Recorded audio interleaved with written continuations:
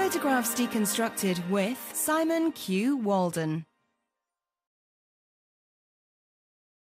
This shot of Freya on a swing is one of those classic shots where camera position is absolutely vital. So first of all, it's an abandoned farm building. The swing was already there, and just shooting down that line, clearly that kind of high, bright, white spot of a doorway dominates the picture and hence has to be central in the frame.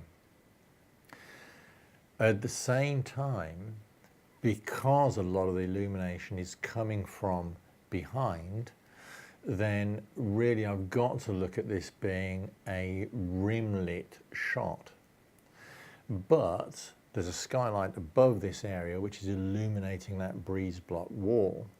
So just in terms of the environment alone, I've got a bright hot spot, very dark walls to one side, and then a mid-tone grey at the bottom of the image.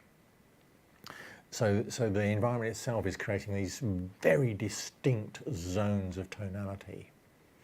So therefore, I've got to work to position the model, the subject, in exactly the right places within that zone of tonality, with an understanding of how the light is working on the model. Now, I'm not saying I did this first time. It takes some little experimenting and reviewing to get the exact positions right. But now let's look at exactly how this works in this particular shot. So the rim light reflecting all the way around Freya's body, all of that is held within the mid-tone zone of the background, because that's very high light on one side, very dark toned in the shadow area. So the core body is clearly contrasted against the mid-tones of the wall. Furthermore, you look at the line of the wall, it cuts exactly across the line in the shoulder here. If it were just a little bit above or a little bit below, it would not have the same effect. It would be, it would either cut into the body or it would cut into the arm, and it would have the effect of an apparent crop and would just be, it may not be entirely obvious, but it would be niggly. It would be niggly and wrong.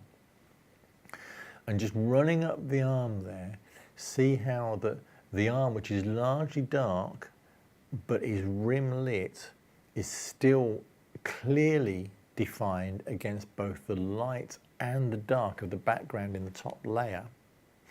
Right up to the hand, it still has that rim light going around it, which just makes it clear again, so it's all clearly defined. So all the way through this piece,